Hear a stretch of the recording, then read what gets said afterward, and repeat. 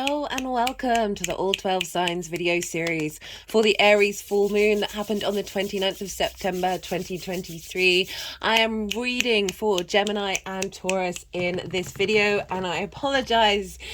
This is happening after the event. I got swept up in looking after a 2.5-year-old Aries Sun over the eclipse, and so my time got very much taken away from me. However, whenever I do these readings, I like to focus on the energy that's being seeded at the time and how that's affecting us for the next 6 months in this area of our life up until the Aries new moon next year. So you are not missing out on the messages that come through, and it is not fully time sensitive. So I do apologize, but it is what it is. My name's Chloe. I work with card divination, astrology, and I channel energies through my body. As you can see, my hands are moving around right now. This is independent of my conscious thought. It's just one of the ways that I channel, drawing in energies from different dimensions to help us heal. My hands have just gone over my heart chakra, help us clear stuck energy and open up portals to source to reconnect and get in alignment with our soul's frequency. I work with the whole house system. This means each sign falls in the whole of the house. I really recommend for those of you who do know your time of birth to check out the first house. Whatever sign is in the first house, this is called your rising sign, your ascendant. It's pretty powerful in astrology. And so with each sign, the astrology will link into that sign being in the first house. This does not invalidate you looking at any other part of your chart, perhaps where your sun or your moon are, because just look to where that sign is in your chart, whichever one you're checking out. Look to the themes of the house that it's in, and if you've got any planets there, those themes, and apply all of those themes to the messages that come through. It's as if that sign, with all the connotations of your natal chart, have now moved to the first house. So take what resonates and leave what doesn't.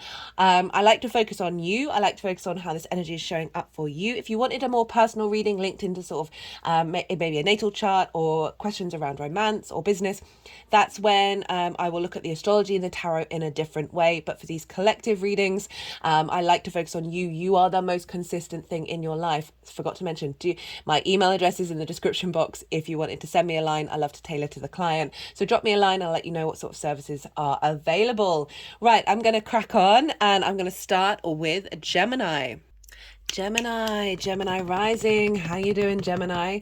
For those of you just checking into the Gemini energy and it doesn't fall as your rising sign, look to where it does fall. Look to the house that it's in, the themes of that house, and apply all those themes as well as whatever else you've got going on in Gemini to the messages that come through. It's as if that Gemini energy has, in your natal chart, has now moved to the first house. So take what resonates and leave what doesn't.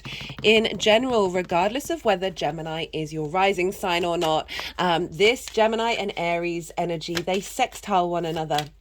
And they are both yang, day energy. Fire and air are not bound by gravity.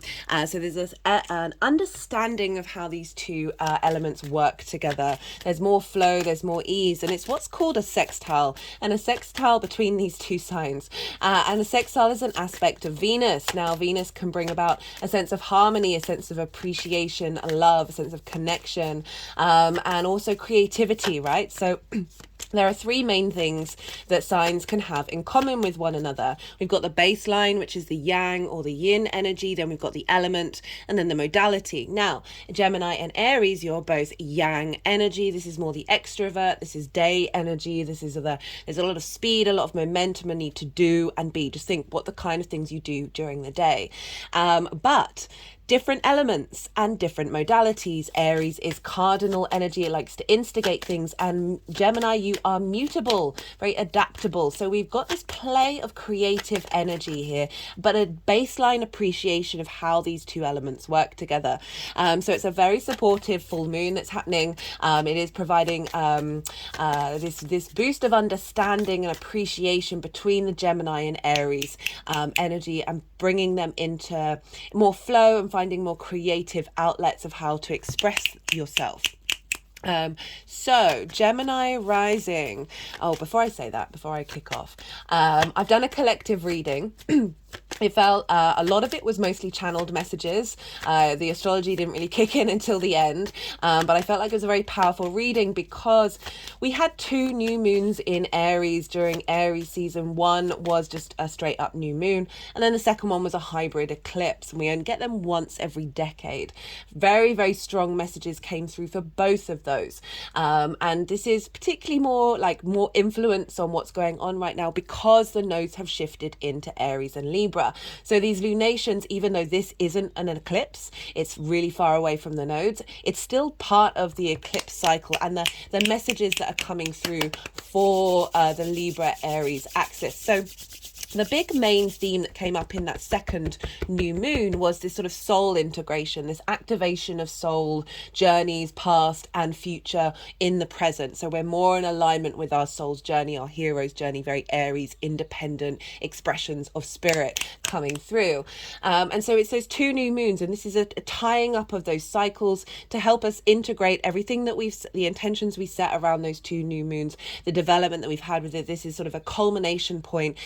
I see lunations as portals, right? So it's not just about what's going on the lunation, but it's about seeding downloads, codes into the collective as well as into each of us individually that we then start to integrate into in the next 6-month cycle to the Aries new moon that will happen next year. So big stuff, and that collective reading, I will touch on some of the main themes during this, but if you've got the time, I really do recommend it because it was quite a powerful message around fear and how to flip the switch on that. And I feel like that's something collectively we all have within us, right? It's part of the human condition. It's part of the journey our souls are all on when we sign up for Earth School. And so that really did come across very loud and clear that we're moving into another dynamic of how we understand fear. And it's not necessarily about being fearless, but working with fear in order to facilitate our journey. What else? So I'm pulling cards for 3 piles. The first pile is going to be the lead up to this full moon, as I've already just said. That's coming off the bat of 2 new moons in Aries that we had during Aries season, and us completing a 6-month cycle, as well as a little boost from that Virgo new moon to this Aries full moon. As sort of a nudge and understanding in the shorter term of what the longer term cycles are all about. So that's the lead up. That's the first pile. The second pile is for the moon itself. What energy is being seeded for the Gemini collective around this full moon, and then how are we working with it, right? And that's the third pile, is how is all this energy going to manifest moving forward? And that's going to take us up to the lead up to the Aries new moon next year. So those are the 3 piles. As I said, this is a sextile energy. This is an aspect of Venus, and Venus is actually kind of running the show for this full moon. Even though it's an Aries moon and Mars rules Aries, Mars is over in Libra. And so Libra is ruled by Venus, and whatever is going on with the ruler of a sign, so Mars rules Aries. So wherever Mars is and what Mars is doing is impacting what's going on with this moon. And therefore, whatever's going on with Venus, wherever she is impacting what's going on with Mars. So Mars is actually being governed by Venus, and Venus is in the sign of Leo. And this, the sun is in Libra. So we've got what's called mutual reception between Venus and the sun. So we've got this, and speaking after the event, I definitely didn't feel like normal Aries full moons, which can be quite in your face and quite confrontational, very forthright, very independent. There was definitely more of a flow, more of an ease, more of a clarity coming through. And that is because we had the sun and Venus basically governing this full moon. And so you may want to reflect back on what happened for you on the 29th of September, which was last Friday, and see what came up, and then what was sort of manifesting over the weekend of integrating all of that. Excuse me. So we got quite a few cards that came out of the deck just then, and we'll see what they want to do. Okay, so the energies that I channel, I usually wait until the end to let them move the cards around, but sometimes they can be quite insistent on connecting to the energy that's within the cards. Right, Gemini rising. Okay, so Geminis, you have Aries energy in your 11th house. This is the house of good spirits. This is the house of hopes and dreams, friends, groups, and alliances, as well as reaping the benefits from your 10th house. Your 10th house is your life purpose, your career, right? It doesn't have to be career. Your career can facilitate your life purpose. Sometimes it takes us a very long time to figure out what on earth it is driving us, okay? So the 11th house kind of can give you clues and understanding if you're still navigating that, still trying to figure out, okay, where am I headed? What am I doing? So when we get 11th house lunations, especially a full moon, this is kind of like an acknowledgement of the path that you've been on and that you're growing, and it's reconnecting to your hopes and your dreams. So it'll be building on whatever's been going on in your 10th house during this time. Okay, let's see what's going on. I'm just getting quite a lot of frenetic energy, so I'm just going to let this run out. Do excuse me, right? As I said, this is one of the ways that I channel energies through my body. It's like a form of light language that it's creating geometric patterns in the auric field that is helping break down stuck energy, helping us heal and open up portals to receive whatever downloads did come through for the Aries moon. As I said, I'm getting quite a frenetic energy. Not so surprising with you, Gemini. You are the fastest moving sign in the zodiac, and we're dealing with a lot of yang energy. So it is very extrovert, go. The need for stimulation, that fast moving, non being bound by gravity in the same way that earth and water are. So there is this sense of speed that comes with fire and air. So let's go back to the 11th house. So hopes and dreams. That's what they're getting quite frenetic over. Hopes and dreams in relation to what it is that how you truly want to express yourself, right? Aries is very much the I am energy, very independent, very sort of going out beyond that which others may contemplate. So your hopes and dreams might be outside of the convention, maybe outside of the norm, that they can sometimes be a little bit difficult to bring into focus because we are socially conditioned. We are tribal people, a tribal species even, that this full moon that's really calling to break away from fear, right? So I talked a lot in the collective reading about how fear is both an illusion, a trick, and a lie, but it's also a phenomenal tool that whenever fear shows up, it's calling for you to do is look at it and go, this is a trick. This is a distortion, right? It's a distortion away from abundance. It's a lack, scarcity, fear mentality, right? They're so far removed from love that it is in fact a wonderful tool in order to highlight through that vast separation that it is actually a delusion. It's actually a lie. And so you may have been releasing a lot of fears around your hopes and your dreams, and a sort of completion, a sort of acknowledgement of what you've been cultivating, and just getting a bit more of a glimmer of where you're headed with that and how they're coming into fruition. And so with the friends, groups and alliances, you may have been spending some time in groups, situations around the full moon, but it's also a recalibration of who you are and how you are in those groups and alliances, right? So it's very much a leadership energy. And so you may have been navigating, well, what does that actually mean for me? When do I need to take on this role? And when is it that I actually feel comfortable sitting back? And that is still an individual expression of self, right? Also, it's talking about reaping the benefits from the 10th house, which for you is in Pisces. We had that full moon in Pisces, was the last full moon. So there may have been some sort of completion and acknowledgement around that now you may be reaping the benefits around that. You may be seeing the merit or others in groups and alliances seeing the merit of what it is that you're bringing to the table. It's going to come up in various different ways for you all. Okay, so that's where the moon is. The moon is there, and the sun is over in Libra. And Libra for you, Gemini, it's a fellow air sign, so you've got a lot of support. This is a trine between you and the Libra energy. Trines are an aspect of Jupiter. So both the benefic aspects showing up here with trines and sextiles, which means this is a soft aspect. This is not necessarily lots of difficulties coming up, but certainly being able to find the wisdom and the creativity to move through them if they are, right? Wisdom, Jupiter wants you to know at a very inherent level your own innate wisdom of reality and who you are. It wants to elevate, bring expansion, and through this wisdom, this is when the luck and the opportunities and the flow comes in, because it's just a little bit more easy for you at the moment because the sun is in Libra, a fellow air sign. So you're on the same page, unlike the sextile.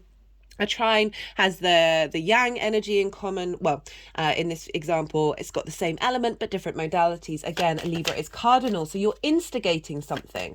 You're instigating something that you're going to be able to adapt to in the way that you embody yourself.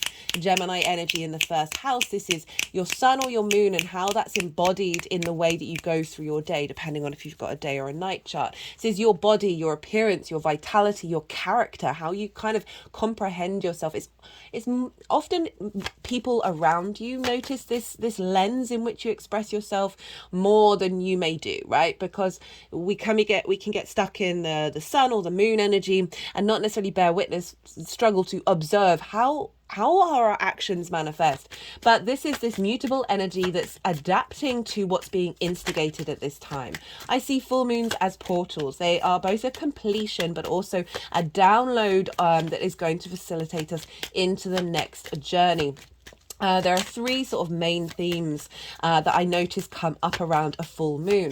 One, trigger time. Okay, this is when the whole light of the sun is on the moon. So our conscious mind, our vitality, our cognitive thought, our purpose, our animation of the sun, all of that light is on our unconscious space, our intuitive space. How are our needs being met or not being met? How do we nourish ourselves and those around us? So this is when police stations, hospitals, schools, they all get a bit rowdy around the full moon because our unconscious space is really loud, right? It has a lot of clarity to it. It's out in the forefront. And so this can be a very difficult time where you may get triggered. Someone around you might get triggered, a situation that then triggers you, all of those things. But it's difficult. It is difficult. There's no getting around that. Sometimes it is very difficult, but I always call to say, I do this for myself. I say this to clients. I say this to the people around me. This is the unconscious mind digging something deep up within your recesses that may have taken you a long time to get to, may have taken you years, maybe months, whatever. But the full light of the sun, our clarity, is able to see what is in the depths of our unconscious mind, of where these things that are deep rooted within us come to light. And it's an offering from the sun and the moon saying, hello, here's this thing that you need to tend to and look to, be at peace with and work through over the next part of the cycle. Another thing that may happen is that a situation may come up that in the past either was a trigger point or a limiting belief or a trauma. It comes up, situation comes up and you move through it. And you may be a bit confused, like, I thought I've worked through this, why is this still showing up on my radar? Well, so often when we're doing a lot of shadow work, it can be very mental. I love the fact that holistic understanding of everything is coming more into the forefront collectively. I think that's a phenomenal thing that is going to transform our society. But this situation comes up, right, as I said, we can often work very mentally with these things. And the universe, when it's the right time, when it's not going to reinforce those traumas or those limiting beliefs or those trigger spaces, is going to provide a situation that is very familiar to past ones that may have hurt you before. And you walk through it and you come out the other side and you're like, that didn't touch me. That wasn't to do with me anymore. And this is a wonderful gift from the universe, again, from the sun and the moon, saying, hey, this is where you're in balance, right? Because with a full moon, we're dealing with oppositions. They are either side of the zodiac. And with oppositions, this can highlight where we're out of balance. That's the first example. And the second one is when it's in balance, where you're like, that soul contract's up, that's done. And it's helping your physical body, most importantly, walk through a situation that it would have felt unsafe in previously. And it's muscle training, it's energy training. Our emotions are stuck in our body, and we need this in order to be like, oh, okay, this is released, this is fully released. And the other side of it, the third one, is a celebration of everything that you've been working on, an acknowledgement of where your needs are being met, where you are being nourished. And where your intuition is in the forefront of being like, I'm here, I'm present in this area of your chart. You're now more comfortable knowing what it is that you need to do. You're able to move through life with a bit more grace with a full moon. And so those are the three main themes that can come up around a full moon, and they help you understand what's showing up for the next part of the cycle as well. And so the Libra energy, this is in your 5th house, your house of creativity, the house of the house of joy. So we've got the house of good spirits where the moon is, and we've got the house of joy where the sun is. So you're really getting a lovely benefit here of very, not only supportive aspects, but supportive houses as well that want you to feel good and want you to expand. I mean, all the houses do that, but these two in particular, that the sun being there, in your sign of your in the house of your creation energy, right? I always focus on creation energy first, and then everything that I'm going to say afterwards stems from that, right? So this is fun, amusement, play, the things that bring you joy, a spring in your step. This can be romance, this can be short-term dating, this is your pleasure principle, and that is not limited to romance. That's about finding that in every area of your life. That it's also linked into children, both literal and figurative, because when we birth things into the world, they are like our children. We can feel a bit vulnerable around them, but they also bring us joy. So very much harnessing your creative energy, coming into balance. The South Node is there as well. And so that's a real acknowledgement and a clearing out of that which may have blocked that creative energy that has distorted. And we're certainly getting downloads for this full moon. We're going to have the new moon in Libra.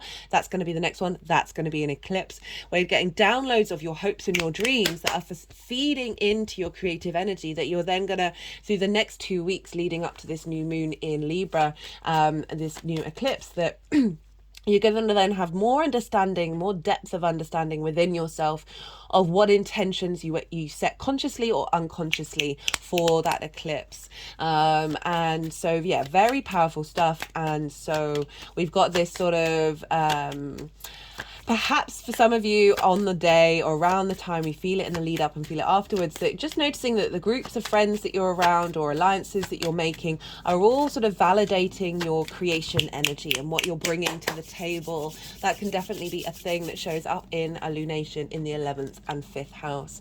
Also, the inner child is in the 5th house. So this is a real sense of any whatever particular soul contracts that are running out around this time, linked into your inner child, and any trauma linked around that has blocked your hopes and dreams. You're going to get downloads to help clear that out energetically, as well as bring in a new completion energy to fulfill the joy and the innocence and the wonder of your inner child, and then let that energy flow more freely through your hopes and your dreams.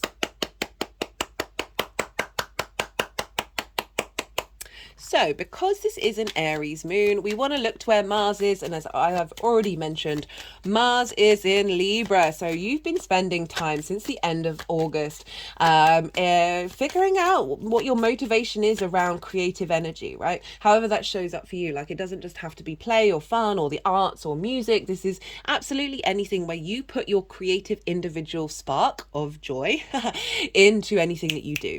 And this can just be figuring out a problem, but it's coming from a place of curiosity rather than this sense of duty and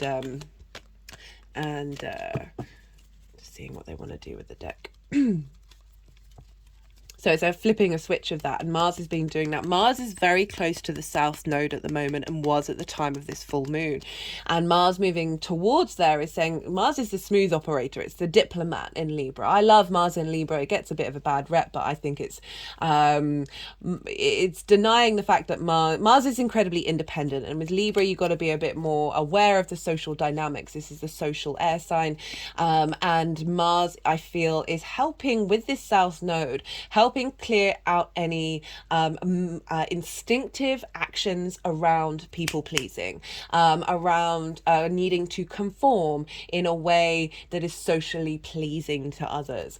And so Mars being close to this South Node is saying, what are we refining? What are we condensing and letting go of that no longer serves us? And that is feeding into that new moon in that full moon in Aries, that influence of the South Node, even though the moon is in the same sign as the North Node. Because Mars is ruling it, we're getting a lot of influence of that South Node in this full moon, where it's an acknowledgement of the release before we move forward on this Aries journey. Speaking of the nodes, I've done a nodal transit series. It's in its own playlist if you want to go check that out. I sort of did for each of the signs for the next 18 months, the sort of general themes. In each introduction, I do a tarot spread for maybe Aries, the North Node, South Node, Libra, the combination of the two. Chiron in particular in Aries is one of the major things that this eclipse season is going to be linked into.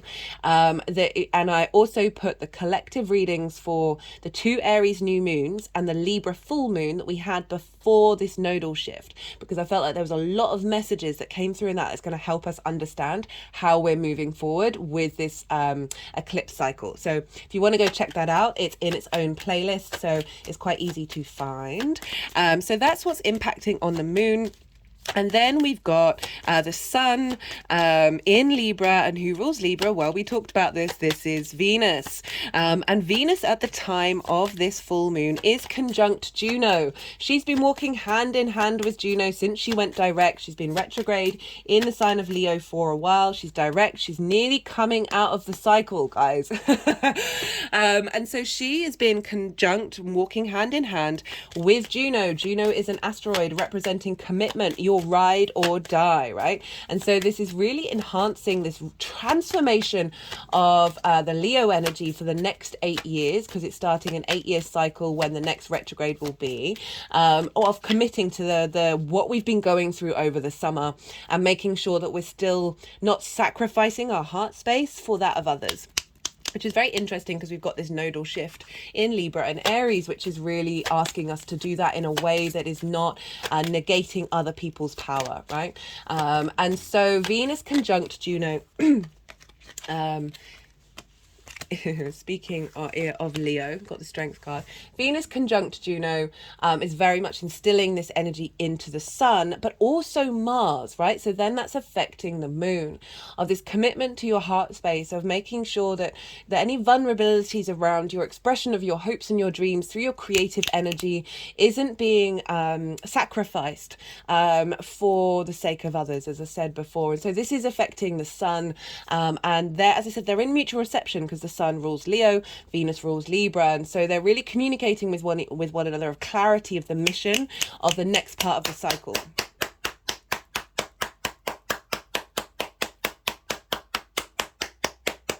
Okay, so that is kind of everything that I wanted to say. I always recommend checking out where your sun and your moon are in your natal chart, because this will add on themes that are linked into this full moon for you on a personal level. I'm going to go quiet. We've just had the yang day side of the reading, lots of extrovert, lots of stimulation, lots of go, go, go. You just had so much information.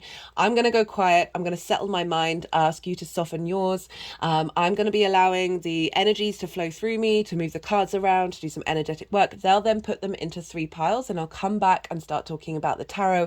And I call you to do the same. Soften your mind. Don't try and overanalyze what's just come through. Let it all soften, and then see what intuitive hits come up for you during this quiet moment.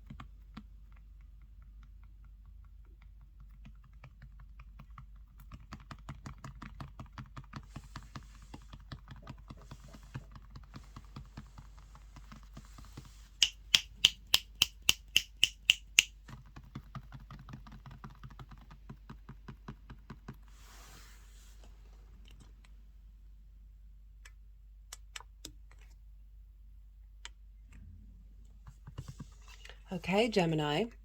So I forgot to mention that Venus and Mars are also sextile one another.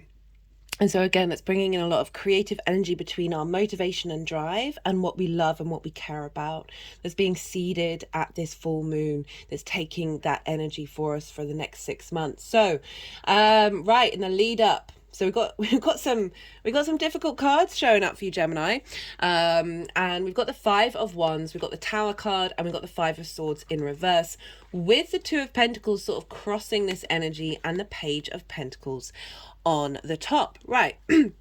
So I like this combination of cards, especially with what's coming, is saying there's been some difficult energy that you've needed to clear out around your hopes and your dreams, right? So often we can get bogged down by so many different layers of social conditioning, so many different layers of our ancestral stuff and personal stuff that means that our drive, our ambition can get distorted. And this is it seems very loud with these cards, is we've got the Five of Wands. Okay, so got two fives. Five of Wands. Sorry, I'm just getting used to this new deck that I'm using, because this is what I'm using for the autumn equinox phase of the year leading up to the winter solstice. I've been sort of playing around with doing some light work, because I've got a massive bulb here. There we go. That's what that massive bulb looks like. Oh, getting tingling in my toes when I do that. And when I sort of mess around with it, it does feel like it's clearing some energy. Right, we've got the Five of Wands. So this is kind of chaotic energy. There's movement, but there's not any momentum. And so if we're linking this into the 11th house of your hopes and your dreams, and also perhaps friends, groups and alliances of always feeling like there's a lot going on. This can be lots of different dreams that you've got, lots of different hopes that you have, but not necessarily getting the momentum to get any one of them moving forward. And with friends and groups, this can be always feeling like, because it's Aries, that's always quite a combative energy, rather than a sort of competition energy, rather than focusing on that you are your only competition, right? The less we focus on what other people are doing, comparison is the thief of joy, the more that we liberate ourselves. And liberation feels like it's been showing up for you, because you've got the Tower card, right? And the Tower card, love this card. This is also one of Mars's although I always link it into Uranus as well. And Uranus for you is in your 12th house, your hidden house, your house of mysteries, unraveling constructs around what you believe yourself to be and shaking them up. Let's get back to the Tower. You see here, all the disturbance is happening at the top of the Tower, right? This lightning bolt coming from divine intervention. And this is usually like situations that show up that just mean that something crumbles away, that is very instantaneous and sudden, that it's like you've had the rug pulled out from underneath you. And it's only when the dust settles where you're like, oh, but all of my foundations are still there. This obviously wasn't serving me. I needed, like, the Tower card comes along when we don't necessarily put in the work. And I'm not saying that you're not putting in the work, Gemini. There can often be things in your life where you're like, I'll do that next. Like, I'll park that. It just gets parked over and over and over again, because there's other distractions going on, because it can be potentially quite a chaotic energy that you might not be able to see your way out of.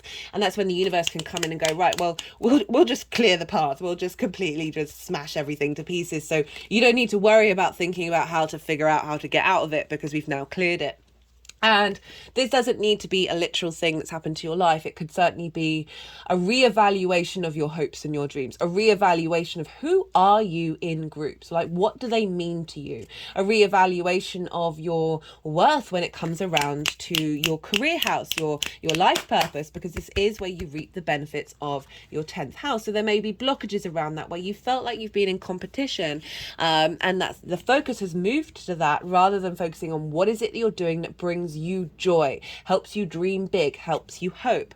And we've got this with the Five of Swords, and this is following the Tower card, and it's in reverse. So it's just saying that the Tower has helped move away stuck energy and conflict energy. Like the Five of Swords for me, like this card doesn't bother me. This card, whenever I look at it, I'm like, oh, something unpleasant has happened, right? The clouds are all really jaggy. If you notice here, the clouds are actually really soft and fluffy here, but they're really jagged here. The look on the person's face is like, I won, ha ha, you lost, right? If you notice, the figure is carrying the Three of Swords. So this situation that they found themselves in, that they've also created, has brought about heartbreak, has brought about frustration, and this energy of winning against everybody else, right? Everybody else has to lose in order for you to win. This is let me just put the light bulb on their head, so we'll clear out some Aries rules ahead. I know this is in the come on, where are you? Just had it, there we go. Oh, wiggly toes again. That this is bully and victim modality, right? Bullies were often bullied as kids. Victims, we can have been perpetrated in victim of something that actually was important, and then that gets recreated because it's a sense of safety, right? Both sides of the same coin. But it's in reverse. So it's saying that this need to win, right? This need to be in competition, this need to I've just reminded of one of the other ways that I look at this is because of the sword energy, which is the mental energy, is that there has been a bully in your mind, right? A limiting belief, a trauma response, that the way that your mind talks to you has had dominance over you and has created this sense of victim mentality. And this is cleared out. This has been shifted. Whatever's gone on that's related to your own personal experience, this energy has been shifted because it's in reverse. Which I love. And the Two of Pentacles crossing this energy, I like this because it's kind of highlights. So the Two of Pentacles is about a balancing act. It's about figuring out what you need to do in order to bring things into balance. I don't normally read it that way, but that's what's coming through now. That it's crossing it, as saying this has all been probably quite a lot, and you've been regrouping. You've been reassessing what it is that you need in order to bring balance into your life. And we've got it with the Page of Pentacles, which is why I'm kind of linking like the earthly hopes and dreams, the career, life purpose side of it, because it is Pentacles, it is the 3D world, it is how do you feel in the 3D world, what matters to you. And the Page of Pentacles is saying this is all of this journey has heralded in a new, excited, vibrant page energy, understanding of possibilities and opportunities in the way that you hope in your dream, the way that you've shifted the dynamic away from this sort of conflict energy. And if thinking about this, we've got the sword and the fire energy of the air and the fire, of Libra, of whatever blockages around your inner child. There are things that you've been working through that can feel really disruptive, because all of our like early programming is comfortable to us. It's comfortable. So when things do shift and change, that's when you're realigning, and that can feel really uncomfortable. That can feel really difficult.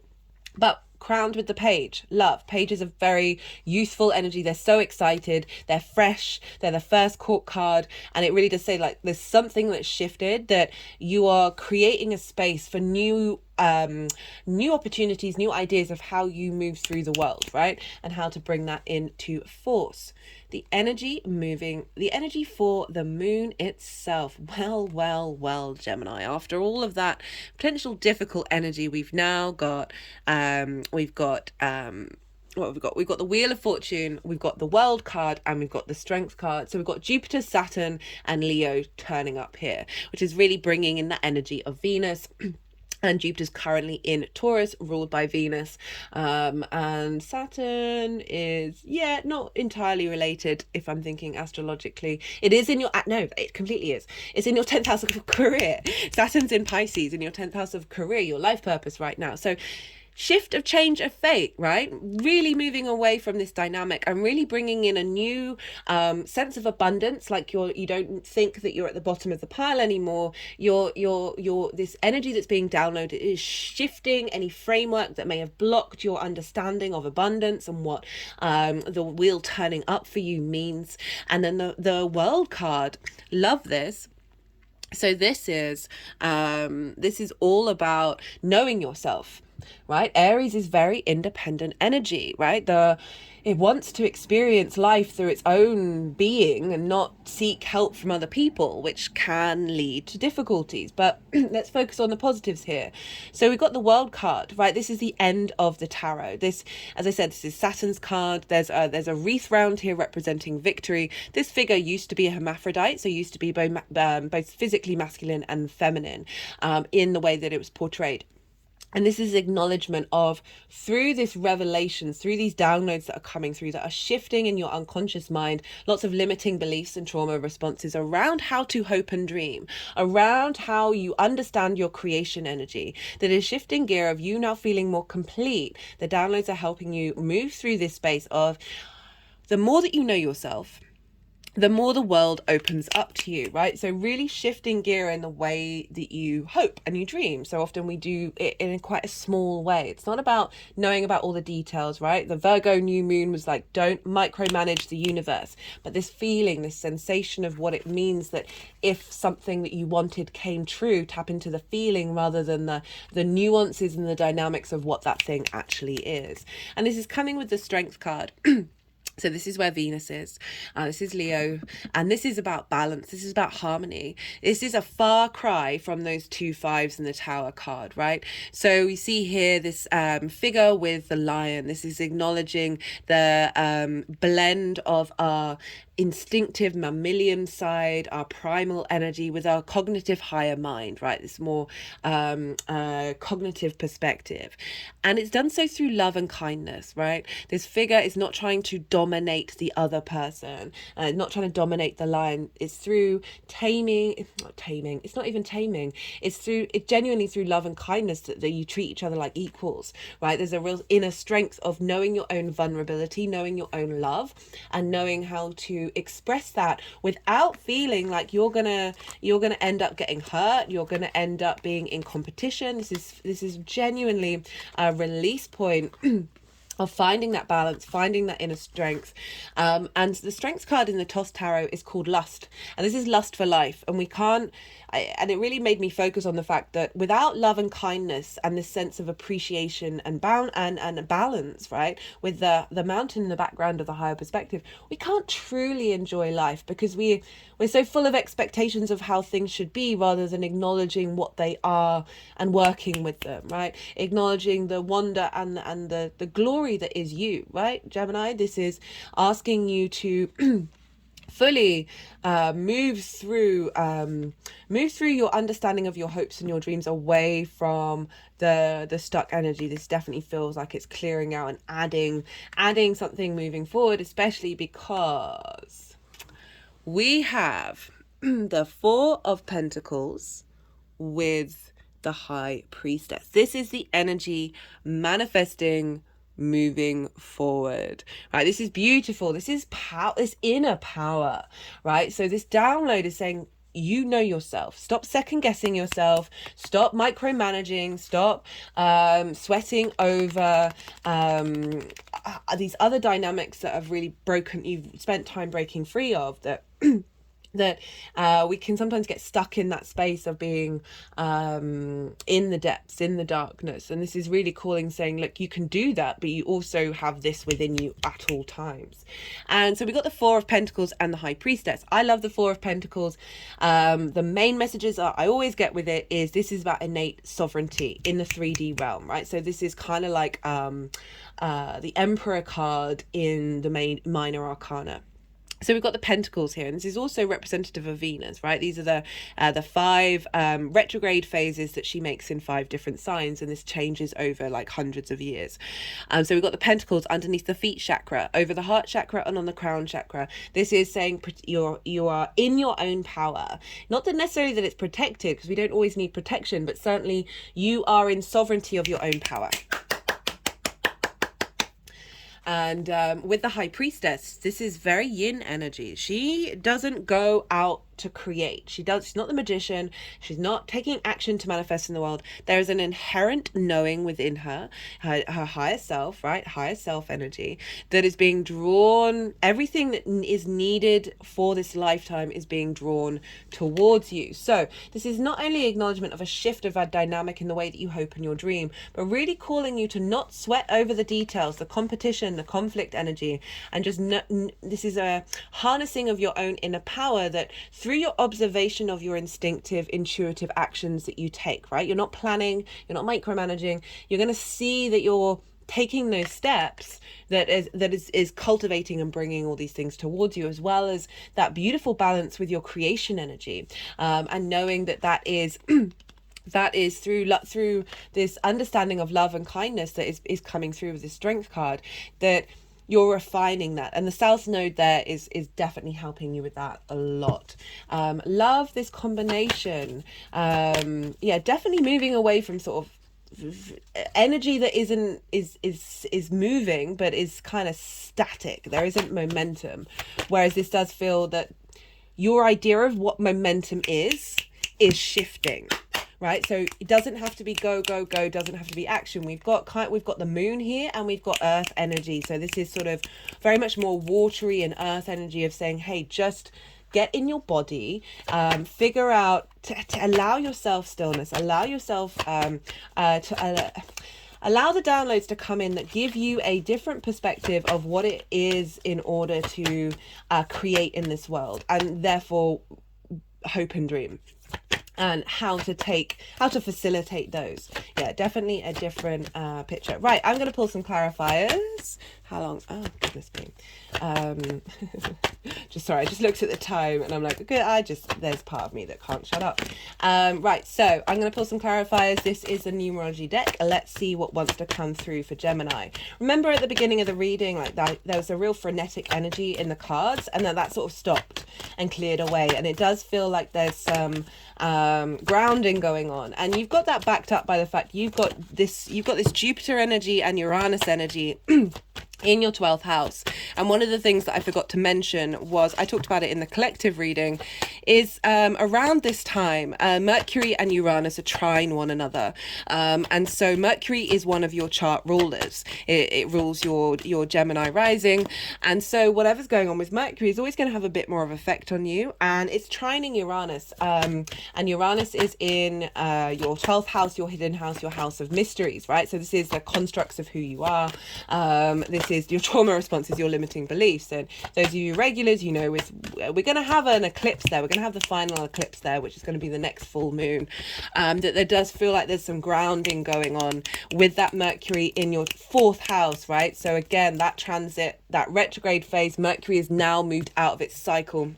It happened 20 hours after this full moon of the retrograde cycle. It's gone beyond the retrograde degree, which means we're now instigating a new cycle in your home life, in your roots and your foundation. So I'm not surprised that that's shown up energetically. Right, okay, I've moved over to the other deck because that one didn't want to seem to play.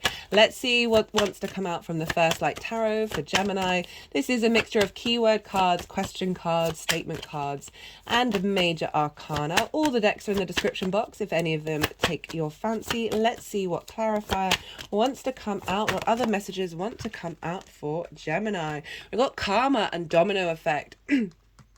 Right, so there's a real sense of clearing out some old karma, right? That Saturn card in Pisces is very karmic, right? Saturn in general is very karmic, a cause and effect, right? That there's, with that Wheel of Fortune, there is a real sense of liberation from past karma, and through this journey that you've been on of creating new karma.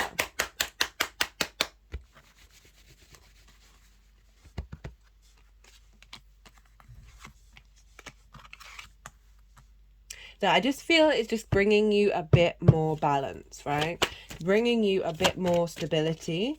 However that looks for you, Gemini, because obviously, Gemini, you are the fastest moving sign in the zodiac, which means that your understanding of slowing down is perhaps a lot different to that of other people and other signs that it's all about not comparing yourself to the outside world and seeing what works for you and not what works for other people. Aries energy, very independent. So the way that you navigate breath work is a very great thing for Gemini to do, right? Because it does involve, there's still a sense of movement and momentum, but it just helps regulate the air energy within you, which is very fast. So that might be a really useful practice just to put in place to facilitate the grounding energy that's coming up with these cards. Let's see what other card wants to come out. Oh, I didn't want those. I'm going to move back over to the numerology deck. Goodness me, nearly an hour. Oh my god. Right. Let's see what wants to come through for the numerology.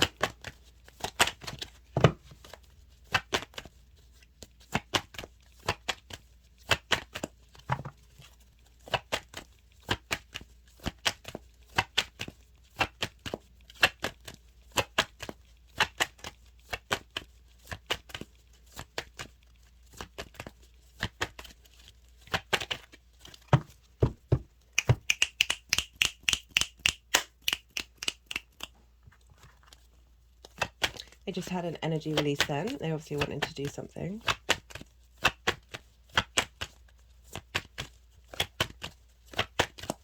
Okay, maybe they don't want any card for you from the numerology deck, though. You just want to do energy work. Yeah, sometimes it's quite hard for me to tell when they want to do energy work when I'm pulling cards. Usually get signs when no cards are coming out or there's like a lot of static in my arms, but let's see. Otherwise we are going to have to wrap this up. Let's see what wants to come through.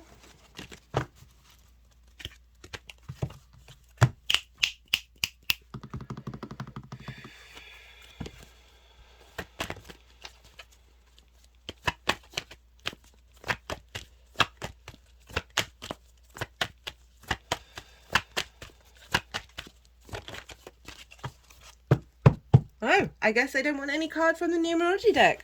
Okay then, Gemini, I'm going to leave it at that. I hope this resonated. If it did, don't forget to hit that like button. All interaction on the channel, I've just seen a new spider. Welcome to the table. All interaction on the channel is very much appreciated because this is a growing channel and it helps the algorithm, and some of the topics that I talk about tend to not necessarily be well, I'll be quiet now. All right, Gemini, be good to yourselves, be good to those around you, and most importantly, be well until we meet again. Taurus rising, how you doing, Taurus? So those of you checking into the Taurus energy and it isn't in your first house, look to the house that it does fall in, look to the themes of that house, whatever else you've got going on in Taurus, all of that energy, and apply all of those themes and that energy to the messages that come through. It's as if that Taurus energy, wherever it is in your natal chart, has now moved to the first house. Now, regardless of whether Taurus is your rising sign or not, Aries and Taurus are next door to each other. This is what's called inverted. So they don't have any of the 6 main themes in common. So that is the yin or the yang, the element, and the modality. Taurus, you are fixed earth. You are yin, night in nature. Aries is cardinal fire, and it's yang, day in nature. And so they're right next door to one another. And the way I always look at this is, imagine you're sitting next to somebody, but you're both facing forwards, right? So you don't have that clarity of that line of sight that you would get with, say, other signs. But there is this inherent subtle energy of just knowing that that person is next to you, and you're picking up on lots of different things, and it's through osmosis of that energy transfer. And this is, when I say sort of the subtle energies, that's not me, it's not a reflection on the weight of what this moon is like. It comes about in a different way. So that's just the general energy for Taurus and Aries. But for Taurus rising, this is happening in your 12th house. this full moon. And I do apologize for not getting this out sooner. As I said in the introduction, I was kind of I was looking after a 2.5-year-old Aries Sun, and so that over the full moon, and that took up a lot of my time and my energy. But with all of these readings, they are not necessarily time sensitive, because I do like to focus on how this energy is seeding at the time. Like, it can relate to what's going on in your life around these lunations, but for me, it's more new and full moons, they're portals, right? There's the times when we get downloads and we get a sense of renewal and a completion energy and moving forward. So it's linked into a longer cycle. So I'm pulling cards for 3 piles. I should talk about that. The first pile is linked into this energy leading up to this full moon. And so that's from the 2 Aries new moons that we had in Aries season, one of which was a hybrid eclipse. Those of you regulars, you know I talk about this quite a lot, where that was kind of like a soul integration energy of instigating a new soul integration cycle of our past, our future lives, combining in our present moment where we're more consciously aligned with our soul's frequency.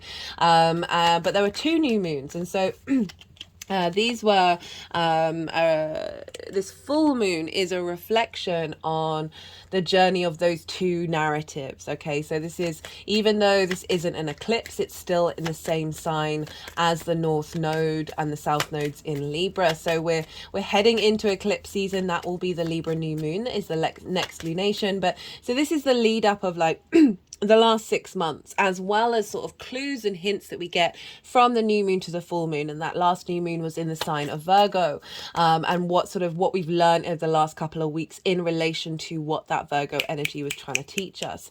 So that's the lead up.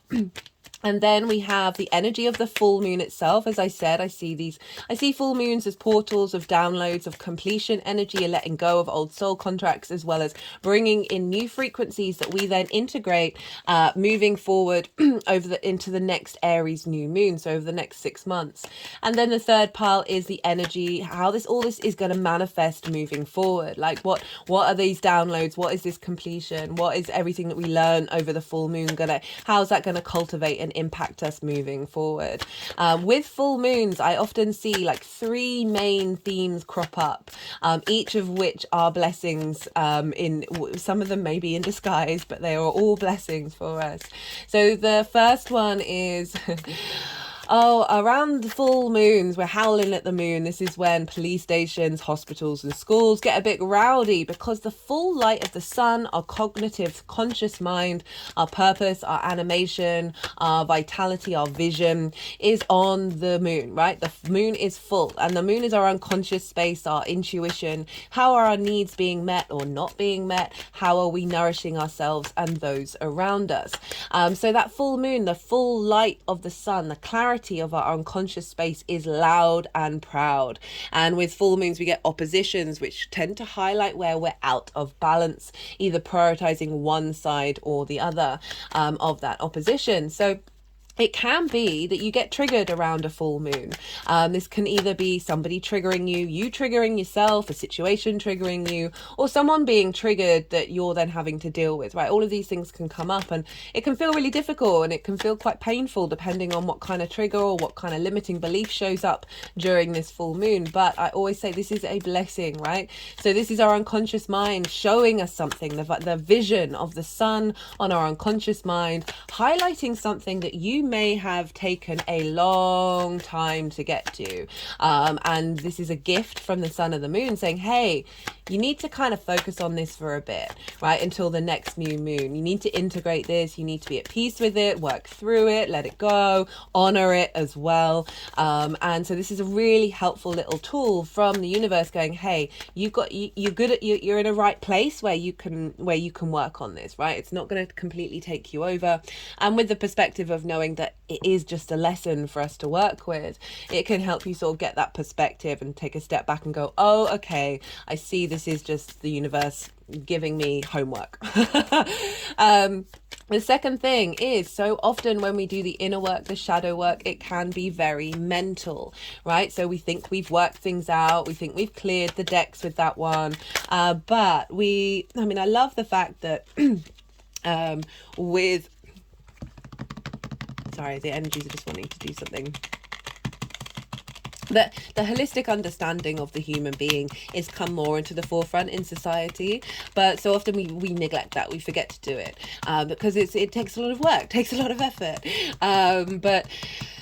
so the universe will, when you're ready, when you're in the right place to experience a situation that may have previously been related to trauma, a trigger response, a limiting belief, reoccurs, and you're like, why is this here? I thought I worked on this. Well, this is the universe going, hey, we walk through this situation and see what happens, right? And so often that can happen. It happened to me at the last full moon, quite a big one, where I was like, okay, what? I mean, I understood what was going on, but it was still kind of frustrating, where you're like, why this cycle again? But the end of that cycle, right? So I walked through that situation, and it didn't feel like it was attached to me anymore.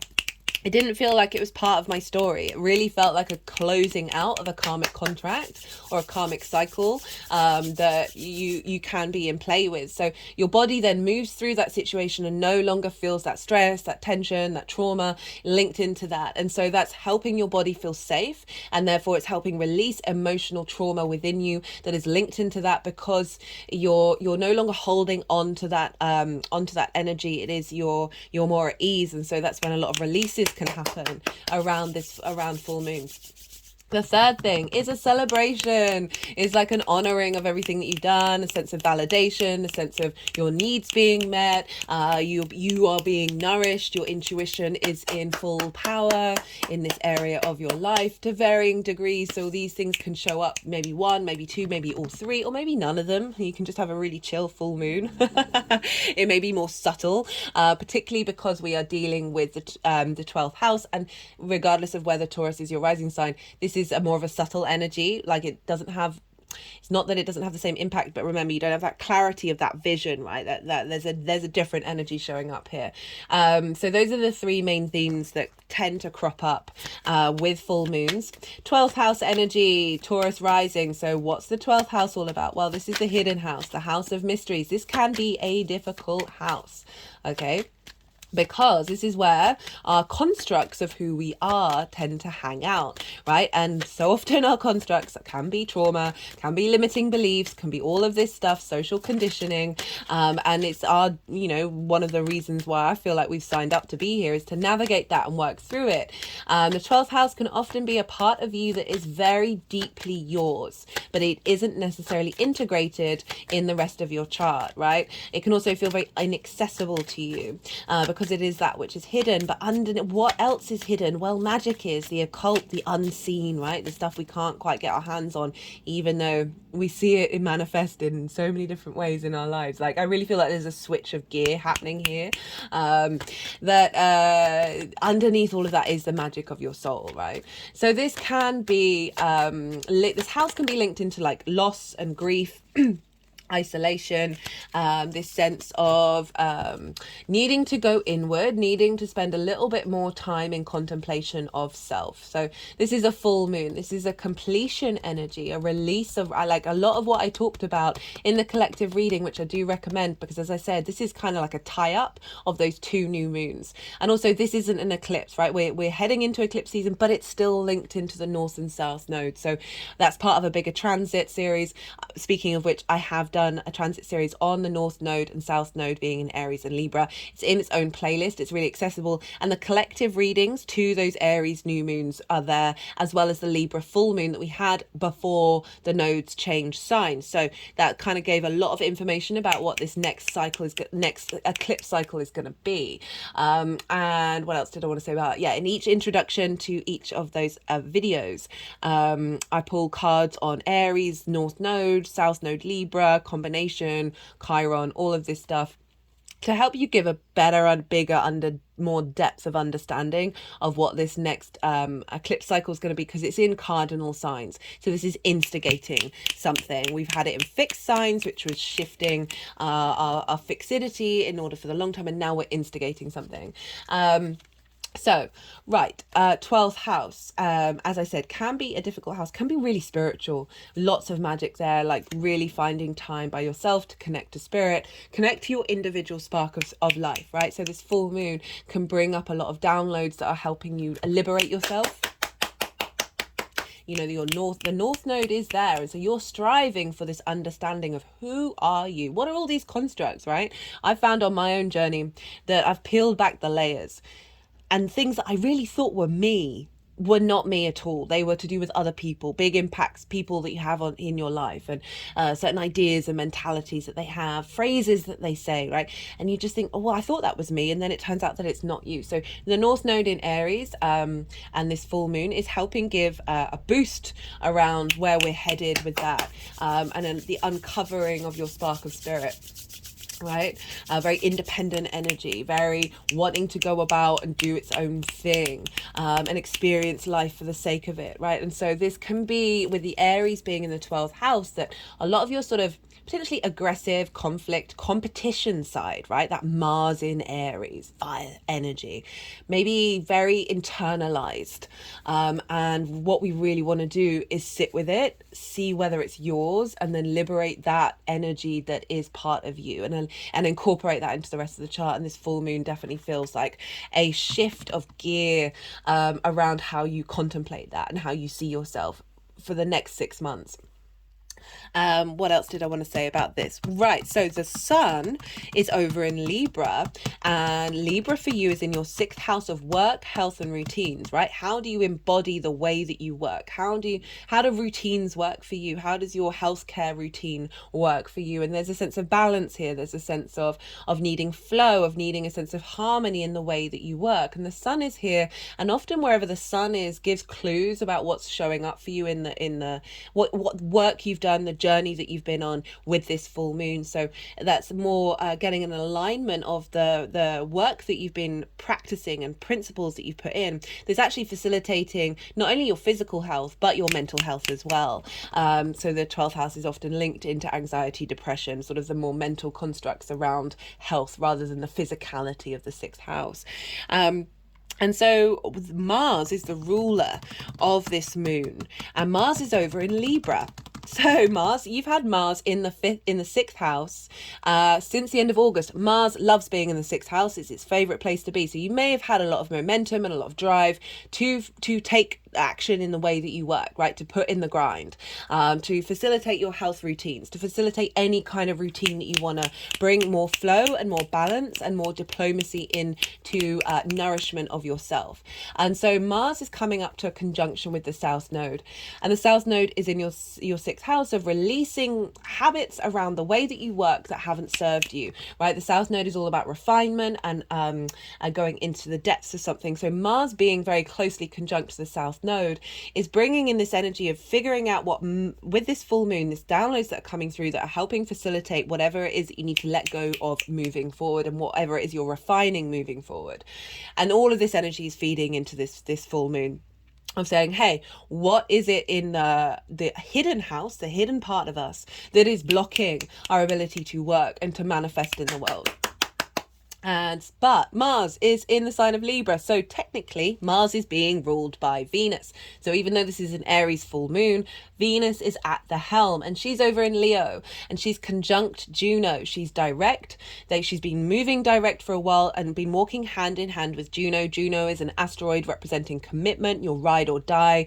So really instilling the growth that you've made with this big Venus transit. Venus is also one of your rulers, Taurus, especially Taurus risings, and that's a retrograde that hasn't happened in the sign of Leo for 8 years, and now is instigating a new 8-year cycle. She's just about to come out of her retrograde cycle phase. And that will be on the 7th of October when she moves into the part of Leo that she didn't retrograde over, so starting a new cycle. And at the moment, conjunct Juno, so this radical shift in your heart space, which is starting a new 8-year cycle. Juno and Venus have been walking hand in hand saying, hey, let's commit to this. There may have been things that have been coming up that have been sort of shaking this shift and change. Remember, we're still in that cycle, that this Juno energy is saying, no. We know what we're sticking by. We're not going to get shaken by this. And I love how this is feeding into your unconscious space where the moon is in Aries, of saying, no, we're not going to get and sorry, I'm all over the place. Leo's in your fourth house. Taurus rising is an angular house. It's very impactful. And so this is your roots, your foundations, right? This is your foundational space that is being transformed, that is feeding into not only Mars, but also the sun, because the sun is in Libra and they're in mutual reception with one another. So basically the sun and Venus are governing this moon, but all of this energy of no, these are the foundational structures that we're sticking by. This is what's important. You're not going to get flustered. And this is feeding into the way that you work, the way that you manifest in the world based on these new foundations, and then feeding into your unconscious space of saying, let's bring out the magic. Let's bring out the magic. Let's clear out some toxic understanding of who we are and what it is that we want to be. And let's really embody this from a very strong foundational space.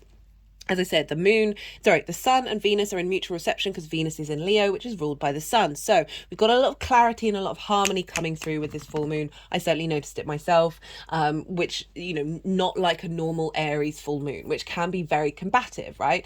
The ram, they butt heads against one another. There's this sense of competition. There's a sense of independence and this sense of Mars, is the god of war. But there are other ways of looking at Mars, which I really do appreciate that. But it is a very I am who I am kind of energy. And I don't care what anybody else thinks. And so there's an integration of that is coming into balance, right, with that Libra energy. Right, I really recommend that the transit series, the nodal series, because it's in your 12th house, which can it can be a lot, right? That there's a real shift of dynamics that are happening with this full moon. What else did I want to say? One of the other, so I go into the astrology way more in the collective reading. But there is a trine between Uranus and Mercury around this time. Uranus is in your house, right? Who you are and the independent energy. It's retrograde, okay? So you're really going inward to figure out who are you and how do you want to be. And this is combined with that Mercury, who at the time of the full moon was still in its retrograde cycle, right? It was 20 hours after this full moon that Mercury went beyond the degree that it retrograded at. So instigating that new cycle of Mercury is being filled with all of this shift of energy, this full moon completion energy before it then went into that new cycle. And so that is with your fifth house of your creation energy. So we're really bringing the unique ability to express yourself creatively based on this new harmony that's coming in with the way that you work and your understanding of self. Okay, that is everything I wanted to say. Always look to where your sun and your moon are in your natal chart, because this will, and wherever they are, what houses they're in, what themes of those houses, the signs, what sort of lens that is. These themes can show up around lunations just every time. And that will make it more personal to you outside of this sort of general reading. Right, I'm going to go quiet. We just had the yang day side of the reading, the active, the go, the stimulation, all of that, the extrovert energy. Now we're moving into the yin night rest side of it. Okay, so I'm going to go quiet. I'm going to let the energies move through me, do some energetic work. They're going to move the cards around into the three piles, and then I'll come back round and bring in the tarot. So I'm going to soften my mind and go quiet. I call you to do the same. Don't try and overanalyze all the information. I know it's a lot. Let it all settle, let it all digest, and then see what intuitive hits come through for you.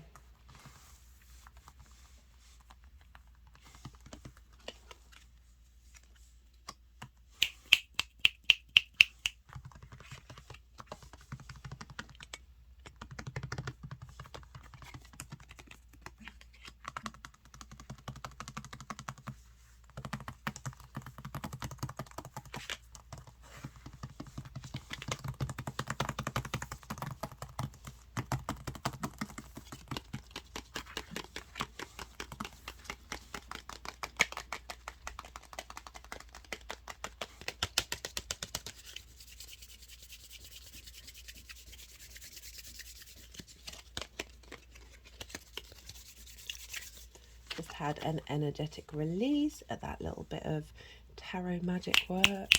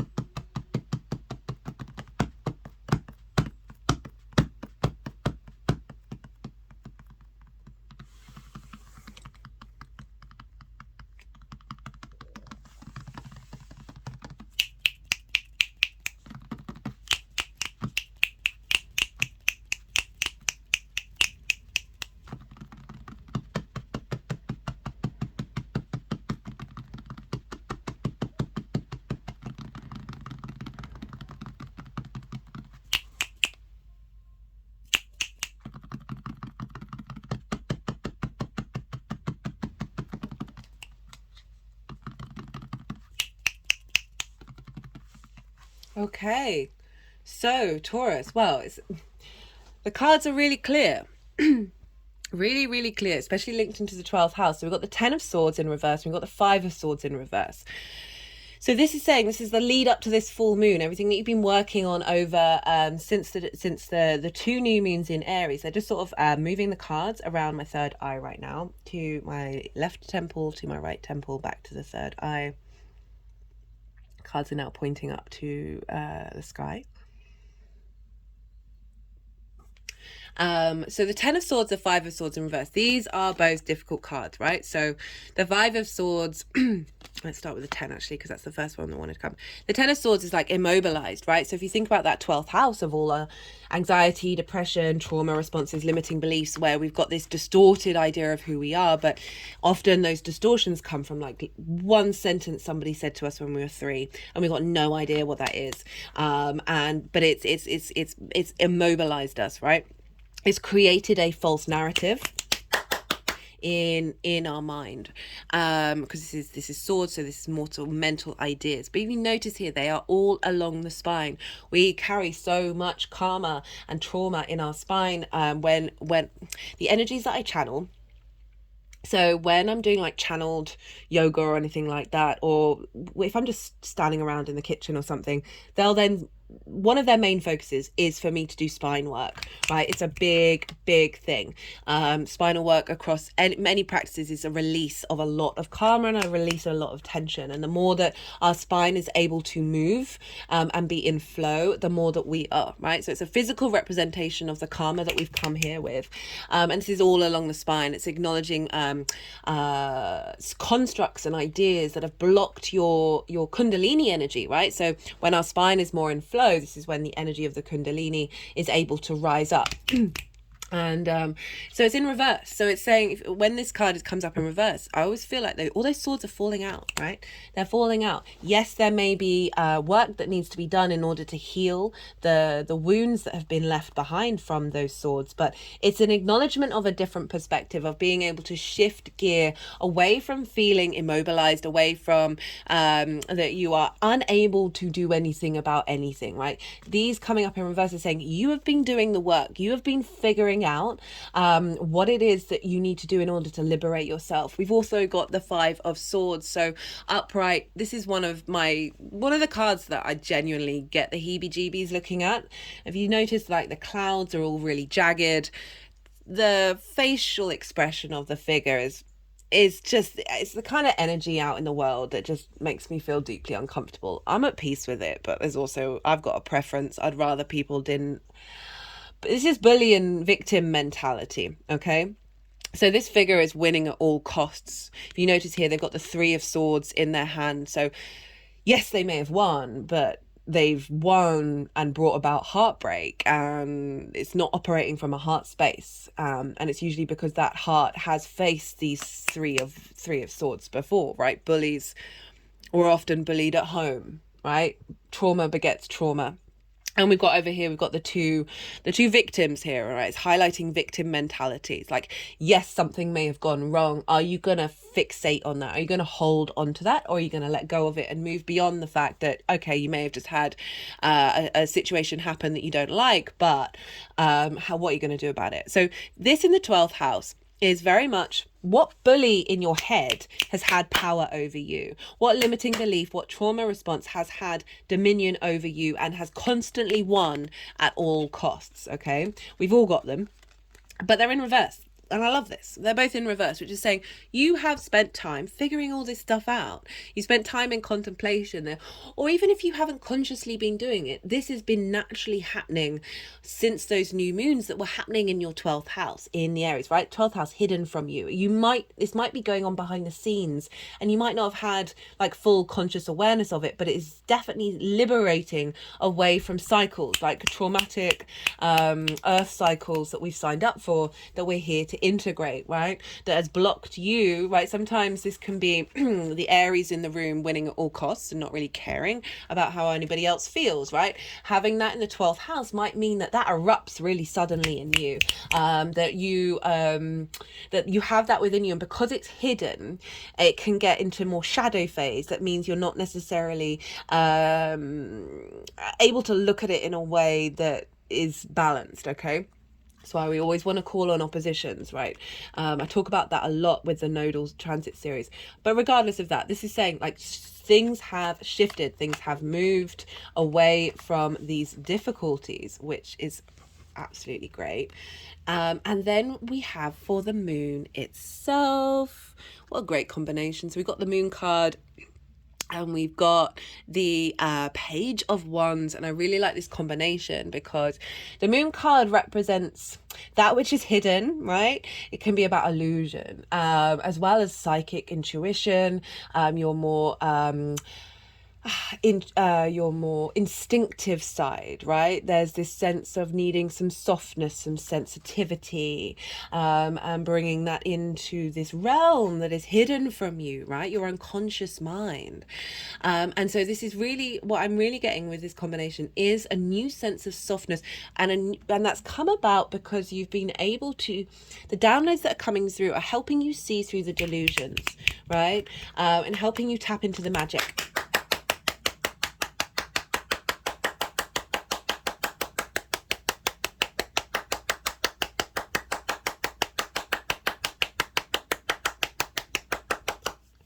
Oh, they like that one. Had an energetic release of that, and it's with the Page of Wands. You know, Aries is fire, and I love this because this is saying a new beginning. That 10, that's very karmic, like a clearing out of this difficult energy. Aces are so excitable. Sorry, not aces. Pages are so excitable. Did you get an ace? Yeah, you got an ace. Pages are so excitable. They're so happy. They've just got a hold of this. They're like very youthful energy. Like this is heralding in new messages, new understandings of self, new opportunities of what it is that is deep within you, that which is hidden within you. That with this page is like it's heralding messages. So it means it's no longer being as hidden as it used to be, right? And it's a new dynamic, a completely new dynamic in the way that you look at that hidden house and the magic that you have within you. And so this is like the downloads coming in that are going to instigate moving forward into the next 6 months, and the energy manifesting moving forward. Well, we've got the World card, we've got the Ace of Pentacles, and we've got the Four of Wands. Very, very different energy to what we have over here. The World card is know thyself. I love it when this shows up in 12th house transits, because the more that we know ourselves, the more that we integrate that 12th house, the more that we are able to move through the world with grace, right? So this is about the more that you know yourself, the more the world opens up to you. So it just feels like there's an opening coming up, a transition phase of this shedding of delusions, right? And finding new ways of navigating, right? One of the main things that came up in the collective reading was about fear, right? And for how fear is a wonderful tool to highlight illusion, delusion. It's a trick and it's a lie, right? So whenever fear comes up, and so much fear can be in the 12th house, especially after you clearing all of this out, you're gonna have residues of it where these things crop up. And this is really like, this page is really calling to me of what that main message was of whenever fear shows up, it is sending a message to let you know, hey, this is a delusion, this is a trick, this is a lie. And it helps redirect you. And the more that you do that, the more that you're in balance with the reality of love, right? Which for me is one of the fundamentals of the universe, right? And fear is part of that. And it's a tool, right? It is serving you in order to reconnect you with that source energy. And so with the World card coming up with this download of saying, you're more at peace with yourself, right? This doesn't necessarily mean that everything in your life is going to be magically better. It takes time to integrate this frequency. But this is really acknowledging that you are more comfortable with your internal space, with your unconscious mind. It's no longer immobilizing you and being the bully in the room, that you are now free to then express your magic, right? Express who you truly are. And it's coming with the not page of pentacles, the Ace of Pentacles and the Four of Wands. Ace of Pentacles, again, very much like page energy. This is heralding in a new dynamic which you are bringing forth into your 3D world, right? So yes, this is all very behind the scenes, but this is saying this isn't just going to be behind the scenes. You're going to be able to cultivate a new environment in your 3D world that is no longer being bound by quite a heavy unconscious space, right? There's a portal that you're walking through that is liberating you and helping bring about a sense of comfort and ease in the way that you move through the world. And it's coming with the Four of Wands. So this is celebration. This is a milestone. This is honoring something that you put hard work into. Okay, honoring that the journey hasn't been easy. I always link this into the harvest, right? So this is the celebration. The harvest is coming in. It's you as like-minded people having put in the work over the last year are now coming together and celebrating the bounty that you are receiving from that. So I really like that combination. And if you think about this, like with like-minded people, okay, so this is all the like-minded different versions of yourself, right? We are multifaceted, multi-dimensional beings. There's a lot more going on than what we just think is as ourselves, our soul self. Like there's so many different versions of that self that they're working together, they're putting in the hard work, and you're going to reap the benefits from that in the future. Oh, love that reading, Taurus. Okay, right, let's see if any cards want to come out from the numerology deck as a clarifier for you, Taurus, for this Aries full moon. Let's see what wants to come out, what messages need to be heard. What does Taurus need to know about this energy?